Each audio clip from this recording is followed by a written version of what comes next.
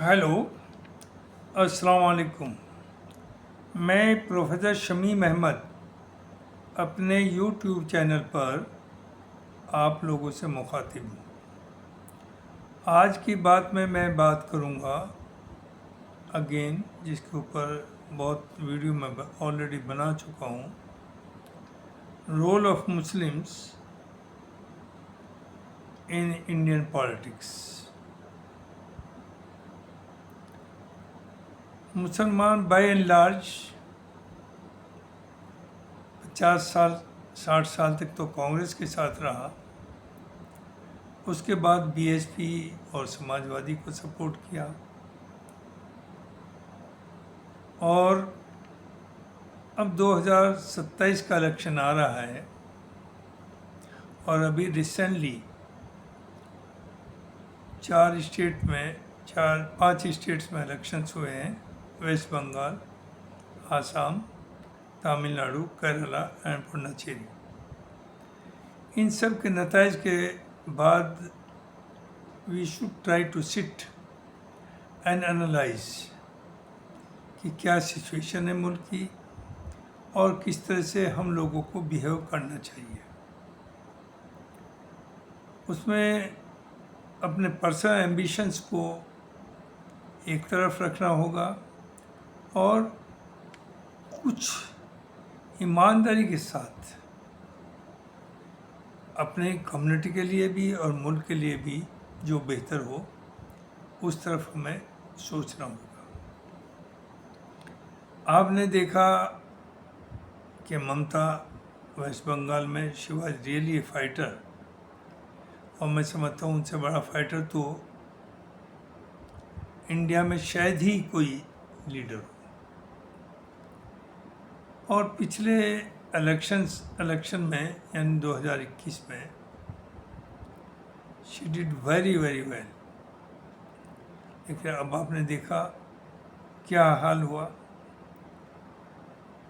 क्या वो ईमानदारी से इलेक्शन हुआ जिससे वो हार गई?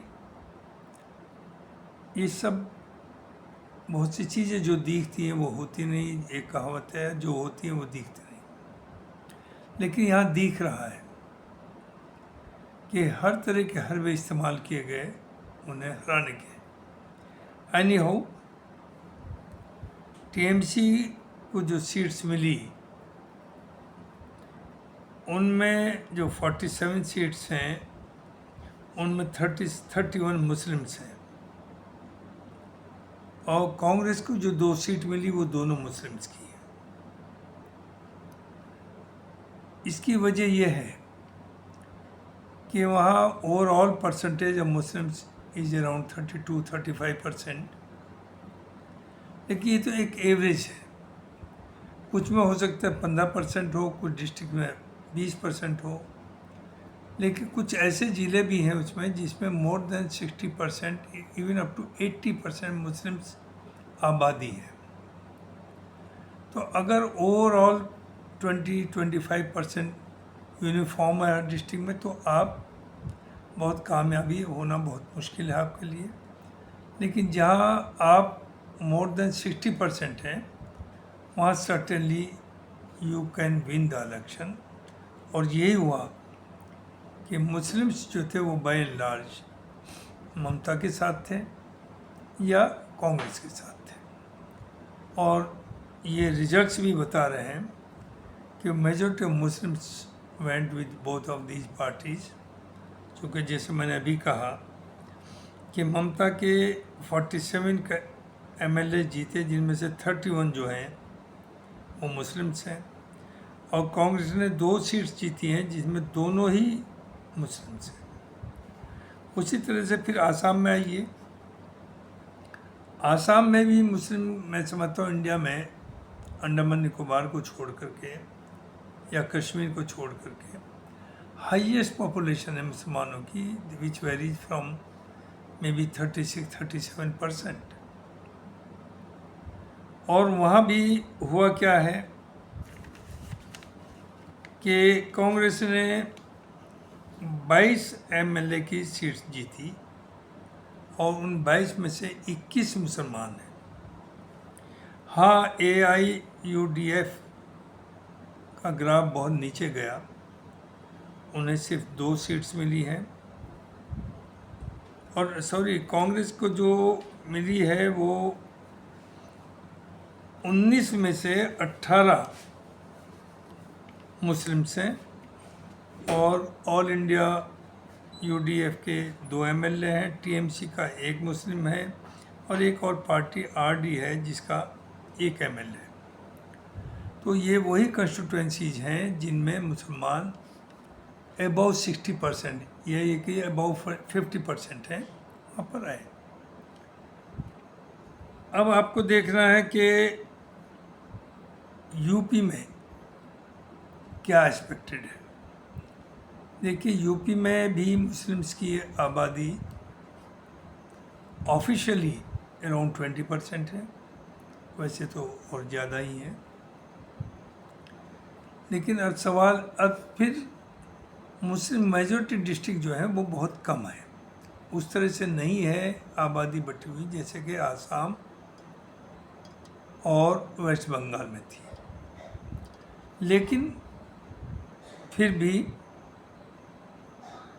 मुस्लिम्स पिछले इलेक्शंस में अच्छी खासी सीट्स जीत करके आए हैं, और ये कहना कि मुसलमान सब यूनाइटेड है, ऐसा भी नहीं है। मुसलमान वोट भी बढ़ता है, BHP को भी जाता है जो कि बहुत कम जाता है, और कांग्रेस को भी जाता है, और समाजवादी को भी जाता है। देखिए, जो आपका ख़ास तौर से यूपी का इलेक्शन ये तय करेगा कि मुल्क की सियासत क्या होगी। हालांकि ऑलरेडी तय हो गया उन 5 स्टेट से कि जिस तरह से वेस्ट बंगाल में किया, SIR को यूज़ किया, तो अगर वही टैक्टिक्स यूज़ की जाती है तो आप बहुत ज़्यादा उम्मीद नहीं कर सकते कि कम्युनल फोर्सेस को आप हरा सकते हैं।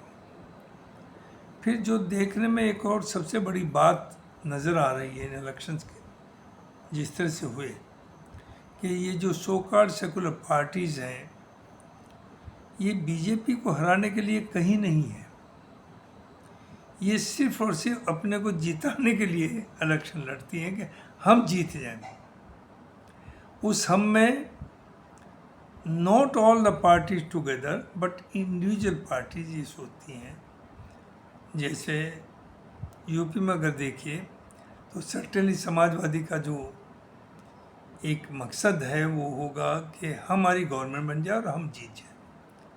वही वेस्ट बंगाल में TMC का जो था, ममता का, कि TMC जीत जाए, और उसने तो इस हद तक किया कि औरों की हिस्सेदारी भी नहीं चाहती थी वो, कि सोचती थी जो नेक्स्ट गवर्नमेंट बनेगी उसमें किसी और की हिस्सेदारी हो। लिहाजा आपके सामने सब रिजल्ट।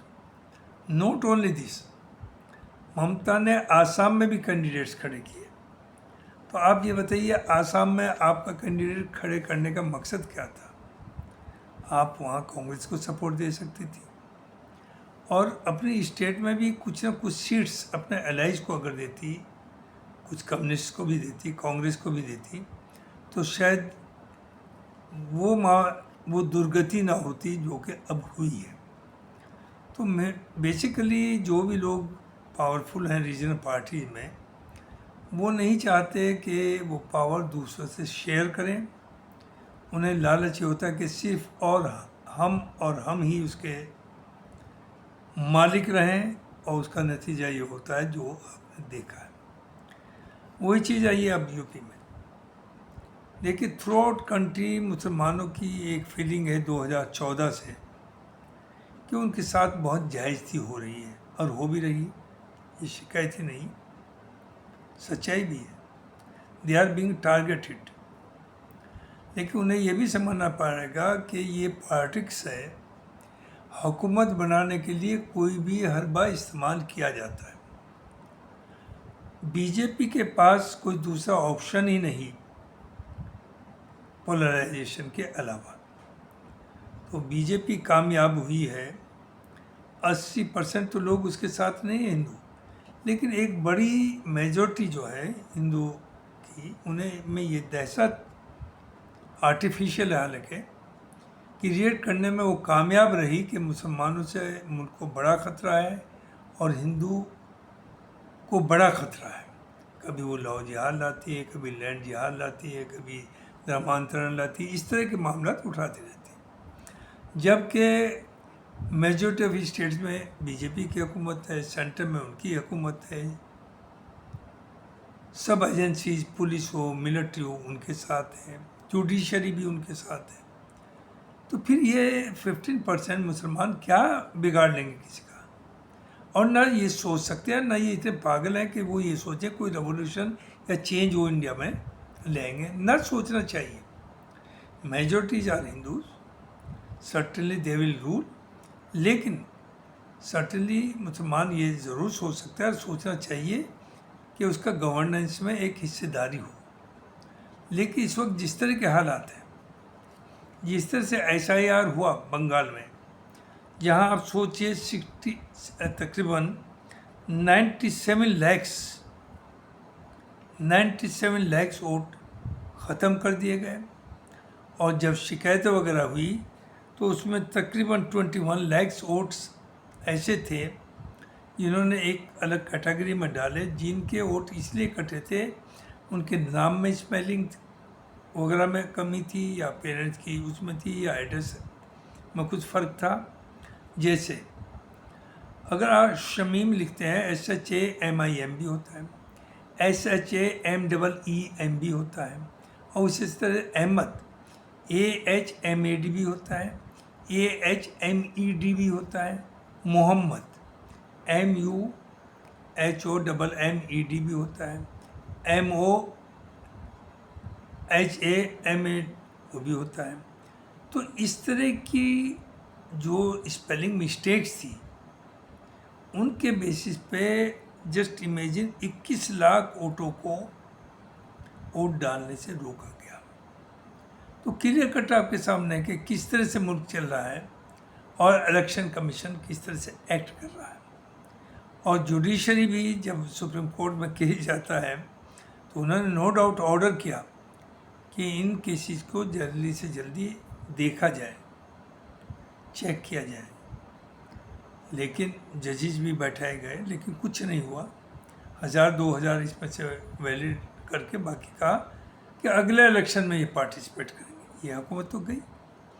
तो उसी तरह से यूपी में भी अब आप देखिए SIR के बाद हर कंस्टिट्यूंसी में 10-20-50 हज़ार वोट कम हो जाएंगे, और असेंबली में जीत हार भी 90% सीट्स पर 500 से लगाकर 10-15 हज़ार तक होती है। तो एक तो यही देख लीजिए कि इसे क्या इन हालात में इलेक्शन लड़ना इन पार्टी के लिए जायज़ होगा?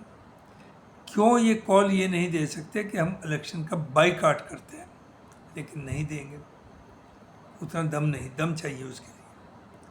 तो ये उम्मीद करें कि आगे कोई बेहतरी होगी, मुझे नज़र नहीं आता।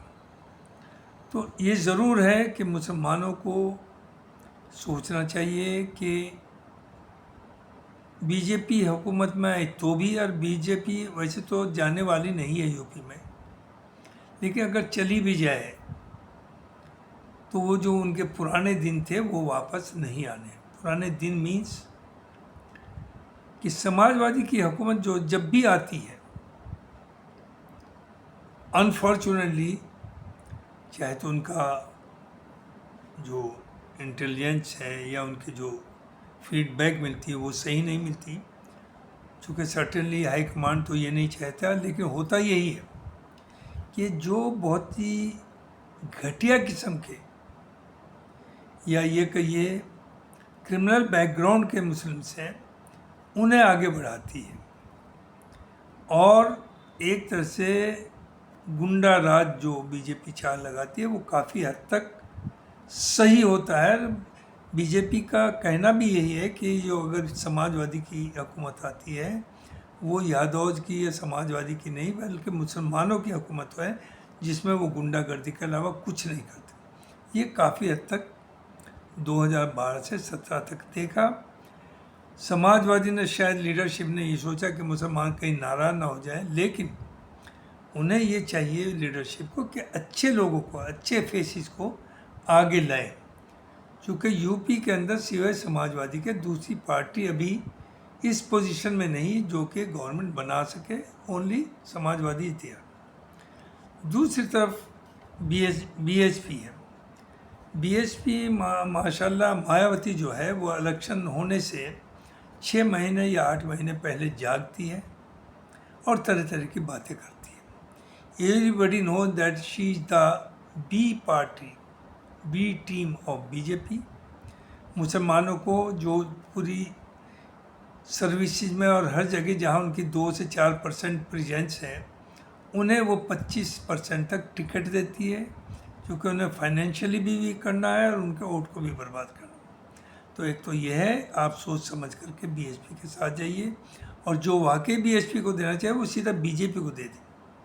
और दूसरी मेरी राय ये है कि इस इलेक्शन में वैसे भी आप हिंदुस्तान में आप बीजेपी हराने का ठेका ना लें, आप अगवानी मत करें, उससे इन पार्टीज़ का नुकसान होता है। आपकी अगवानी करने से कोई फ़ायदा नहीं होता। ये जो आप बीजेपी हराओ का नारा देते हैं, तो उधर भी फिर वो पोलराइजेशन ऑलरेडी है, लेकिन और ज़्यादा होता है। दूसरी चीज़ बेहतर होगा कि एक इलेक्शन में जब आपका ये रोना पीटना है कि आपकी कोई लीडरशिप नहीं, आपके साथ जुल्म हो रहा, आपकी लिंचिंग हो रही, आपके बुलडोजर घर किए जा रहे हैं, आप पे इनोसेंट लोगों को गिरफ्तारी हो रही, जब ये सब आप कह रहे हैं तो ये तो आपको अंदाजा है कि कोई आपकी मदद नहीं कर पा रहा। आज़म खान जैसे आदमी को, जो इतना बड़ा लीडर था, क्या पार्टी ने बचा लिया जो आपको बचाएगी? तो आप इसमें आगे ना रहें, और जो अगर बेहतर हो कि इस इलेक्शन में कम से कम जहाँ बिल्कुल 100% जीतने की पोजीशन हो, जीते हुए हैं कैंडिडेट से पुराने, वो उनमें से कुछ इलेक्शन लड़ लें, बाकी कोई मुसलमान इलेक्शन ना लड़े। क्योंकि आपके लड़ने से जब आप मुसलमानों में आके कहते हैं कि भाई को वोट दीजिए, तो वो मैसेज उधर भी जाता है, मेजॉरिटी कम्युनिटी वो भी कहते हैं कि वो भाई का मांग रहा है तो आप भी भाई को दीजिए। और पोलराइजेशन वैसे के आने से इतना नहीं होता जितना आपके खड़े होने से होता है। तो इसलिए अगर आप देखिए, पार्टी से तय हो सकता है कि जो आपके बहुत अच्छे कैंडिडेट्स हैं उन्हें बाद में एमएलसी, लाल बत्ती ये सब देते हैं, इस तरह के लोगों से आपका मामला सुधरेगा। दूसरी तरफ चाहे कितने भी पैसे वाला हो, जितना भी ताकतवर हो, अगर कोई क्रिमिनल बैकग्राउंड और करप्ट बैकग्राउंड का आदमी है, चाहे वो मुस्लिम हो चाहे वो हिंदू हो, उसे आप सपोर्ट ना करें। तीसरी चीज़, जो ओवरनाइट आज वो बीएसपी में थे, कल वो कांग्रेस में आ गए, फिर समाजवादी में आ गए, आरएलडी में चले गए, इस तरह जो ये घूमने वाले लोग हैं, इधर से उधर कूदने वाले, उन्हें बिल्कुल किसी भी हालत में आप सपोर्ट ना दें। चूँकि ये सबसे ख़तरनाक है। ये किस वक्त आपको, अगर इलेक्ट भी हो गए, किस वक्त कहाँ आपको बेच देंगे उसका आपको अंदाज़ा नहीं। तो मुझे यही कहना है, इससे ज़्यादा कुछ नहीं, कि इस इलेक्शन के लिए मुसलमान बहुत अगवानी न करे, आगे आगे न रहे। जिसे हुकूमत बनानी है वो बीजेपी को रहे। अनफॉर्चुनेटली ये लोग मुल्क के बारे में नहीं सोच रहे, चाहे वो सेकुलर पार्टीज हो चाहे बीजेपी हो, सब अपने बारे में सोच रहे हैं। गवर्नमेंट कैसे बनाए उसके बारे में सोच रहे हैं। उनका किसी से कोई मोहब्बत नहीं, किसी से कोई कमिटमेंट नहीं, कोई आइडियोलॉजी नहीं। हिंदुस्तान में ना कोई सेकुलर है ना कोई कम्युनल है। हाँ, बीजेपी आरएसएस ज़रूर है, उनका ये कम्युनलिज्म ज़रूर है कि एंटी मुस्लिम एंटी इस्लाम उनका हमेशा स्टैंड है। और लेकिन उसमें ख़ास तौर से इसलिए भी है वो एंटी मुस्लिम, क्योंकि उन्हें पता कि ये हमें वोट देते नहीं, इनका वोट अपोजिशन को जाता है, जिससे अपोजिशन कहीं कहीं पावर में आती है। हालांकि अब इन्होंने तरकीब निकाल ली कि वो कहीं कहीं जो पावर में आती थी वो अब नहीं आ पाएगी। ख़ास तौर से बिहार गया, यूपी भी जाएगा आपका। तो ये सोच समझ करके मुसलमान को बहुत सोच समझ करके बैठ के एक स्ट्रेटजी बनानी चाहिए जो आपकी कम्युनिटी की भी बेहतरी के लिए हो। और ये हैट्रेड का जो माहौल बनाया है वो घटे। वो ख़त्म हो, एक भाईचारा बढ़े, और आप जो अपने को क्लेम करते हैं कि हम दुनिया से सबसे अलग हैं, अलग होने वाली बात दिखाएं। आपका करैक्टर ऐसा होना चाहिए जिससे लोग समझें कि yes he is a Muslim, he is honest, ये करप्ट नहीं हो सकता। लेकिन आपकी इमेज तो बहुत ख़राब हो गई। तो ये मुझे कहना था। बहुत बहुत शुक्रिया, थैंक यू वेरी मच।